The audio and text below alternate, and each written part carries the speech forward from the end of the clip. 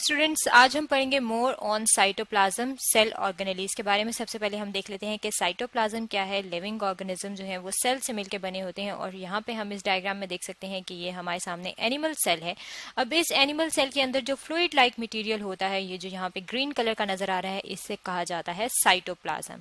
और ये जो साइटोप्लाज्म है, इसके अंदर क्या चीज मौजूद होती है? इसके अंदर ऑर्गेनेलीज मौजूद होती हैं जो कि इसके अंदर मौजूद हैं और इन्हें कहते हैं सेल ऑर्गेनेलीज। अब अगर हम इस डायग्राम की तरफ देखें तो इसमें ये जो है ये आपको नजर आ रही है कि ये जो एनिमल सेल है इसके बाहर एक मेम्ब्रेन मौजूद है। इसे कहा जाता है कि ये क्या है? ये इसकी प्लाज्मा मेम्ब्रेन है। अब प्लाज्मा मेम्ब्रेन के अंदर अगर आप देखें तो अंदर आपको दो चीजें नजर आ रही हैं। एक जो है वो इसके सेंटर में आपको न्यूक्लियस नजर आ रहा है। न्यूक्लियस जो है ये बिल्कुल उसी तरह से सेल के अंदर मौजूद होता है जिस तरह हमारे जिस्म में हमारा दिमाग होता है जो तमाम चीजों को कंट्रोल करता है। इस तरह सेल के अंदर न्यूक्लियस जो है वो सब चीजों को कंट्रोल करता है। इसके अलावा इसके अंदर हेरिडिटी मटेरियल यानी कि विरासती मादा भी मौजूद होता है। इसके बाहर वाली जो पार्ट है उसे साइटोप्लाज्म कहते हैं और उसके अंदर क्या चीज मौजूद है? ये जो बाकी वाला पार्ट है ये साइटोप्लाज्म है। अब ये जो न्यूक्लियस है और ये जो साइटोप्लाज्म है, इन दोनों को कंबाइन प्रोटोप्लाज्म भी कहा जाता है। यानी कि प्रोटोप्लाज्म में क्या चीज शामिल है? न्यूक्लियस और साइटोप्लाज्म शामिल है, लेकिन जो मेम्ब्रेन है वो इसमें शामिल नहीं होती। अब अगर हम इस साइटोप्लाज्म की बात करें तो साइटोप्लाज्म जो है वो एक लिक्विड सा सेमी सॉलिड ट्रांसपेरेंट मटेरियल होता है। ट्रांसपेरेंट किसको कहते हैं? जिस तरह से शीशा होता है, ग्लास होता है, वो बिल्कुल ट्रांसपेरेंट होता है। वाटर जो साफ क्लीन वाटर होता है वो भी ट्रांसपेरेंट होता है और ये जेल लाइक होता है। ये जिस तरह से जेल होती है उस तरह से साइटोप्लाज्म की कंसिस्टेंसी होती है। कंसिस्टेंसी कहते हैं कि कोई चीज कितनी गाढ़ी है या कितनी पतली है। तो ये जेल की तरह का फ्लूइड होता है जिसे साइटोप्लाज्म कहते हैं। और साइटोप्लाज्म के फिर आगे से दो हिस्से होते हैं। उसके अंदर क्या चीज होती है? एक तो उसके अंदर साइटोसोल होता है। साइटोसोल जो है वो इसका क्या होता है? ये इसका सॉल्युबल पार्ट होता है, ठीक है। और जो दूसरा होता है वो इसके अंदर ऑर्गेनेलीज होती हैं। ऑर्गेनेलीज जो है, अगर आप यहाँ पे इस डायग्राम में समझने की कोशिश करें तो अगर हम ये सारे जो सर्कल्स हैं इन्हें ऑर्गेनेलीज कंसिडर करें तो ये जो हिस्सा है ये क्या है? ये इसका साइटोसोल है और ये क्या है? ये इसकी ऑर्गेनेलीज हैं जो इसके अंदर मौजूद हैं। अब अगर हम इसी चीज को, इस डायग्राम को एक फ्लो चार्ट से देख लें तो ये हमारे सामने फ्लो चार्ट है। इसमें आप देख सकते हैं कि ये क्या है? जो प्रोटोप्लाज्म है उसमें न्यूक्लियस शामिल है और क्या चीज शामिल होती है? साइटोप्लाज्म। और जो साइटोप्लाज्म है इसमें सेल ऑर्गेनेलीज शामिल होती हैं, लेकिन न्यूक्लियस जो है उसको हम इसमें शामिल नहीं करते। जो बाकी ऑर्गेनेलीज हैं वो इसके अंदर आती हैं। इंक्लूजन्स भी इसके अंदर शामिल होती हैं। इंक्लूजन्स क्या होती हैं? इंक्लूजन जो है वो कुछ पिगमेंट्स जो सेल के अंदर मौजूद होते हैं वो भी इंक्लूजन्स में आते हैं। कुछ चीजें जो प्लांट के सेल के अंदर स्टोर हो जाती हैं, यानी कि इजाफी फूड अगर स्टोर हो गई है तो वो भी इंक्लूजन में आएंगी। इसके अलावा जो साइटोसोल है, जो जिसको सॉल्युबल पार्ट कहा जाता है, वो साइटोसोल है और ये तीनों चीजें मिलकर साइटोप्लाज्म बना रहे हैं।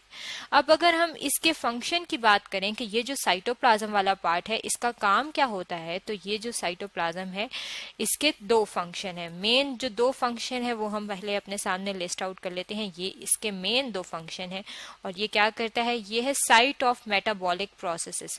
मेटाबॉलिक प्रोसेस किसको कहते हैं? मेटाबॉलिक प्रोसेस का मतलब है यानी कि जितने भी अमल हो रहे होते हैं सेल के अंदर, कोई भी चीज बन रही है या कोई भी चीज टूट रही है तो हम कहेंगे कि ये इसका मेटाबॉलिज्म है और वो जो प्रोसेस है उसे हम कहेंगे कि ये उसके मेटाबॉलिक प्रोसेसेस हैं। और जितने भी मेटाबॉलिक प्रोसेसेस हो रहे होते हैं वो सेल के साइटोप्लाज्म में हो रहे होते हैं। इसके अलावा ये स्टोर हाउस भी है, यानी कि बहुत सारी चीजें जो स्टोर होनी होती हैं प्लांट के सेल के अंदर या एनिमल के सेल के अंदर, वो भी इस साइटोप्लाज्म के अंदर ही होती हैं। यानी कि अगर हम कोई फूड ले रहे हैं, जब लिविंग ऑर्गेनिज्म, कोई भी लिविंग ऑर्गेनिज्म जब कोई फूड लेता है तो जो उसकी इजाफी फूड होती है वो उसके सेल के अंदर जाके स्टोर हो जाएगी। इसका मतलब है कि जब वो सेल के अंदर स्टोर हुई है तो वो कहाँ पे मौजूद है? वो इसके साइटोप्लाज्म में मौजूद है और ये उसके स्टोर हाउस के तौर पे काम कर रहा है।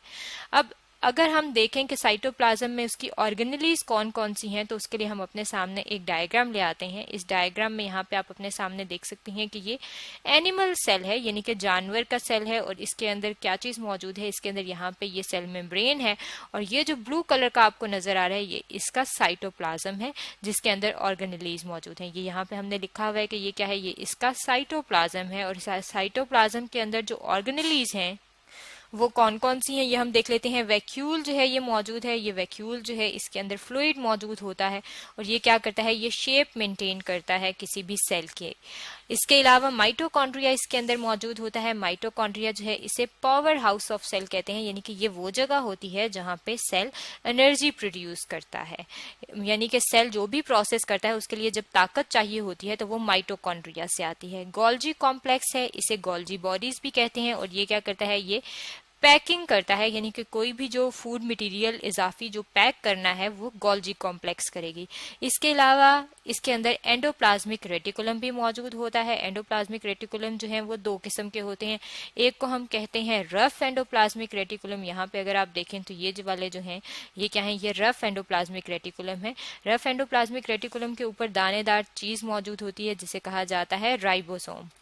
और जब राइबोसोम्स मौजूद होते हैं एंडोप्लाज्मिक रेटिकुलम पे तो हम उन्हें कहते हैं कि ये रफ एंडोप्लाज्मिक रेटिकुलम है।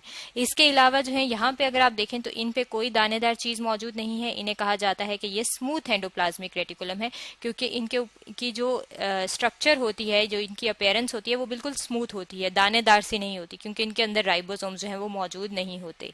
इस तरह से ये जो ऑर्गेनेलीज हैं ये मौजूद हैं साइटोप्लाज्म के अंदर और ये सेल के अंदर मुख्तलिफ फंक्शन परफॉर्म कर रही हैं जिसके बारे में आज हमने पढ़ा है।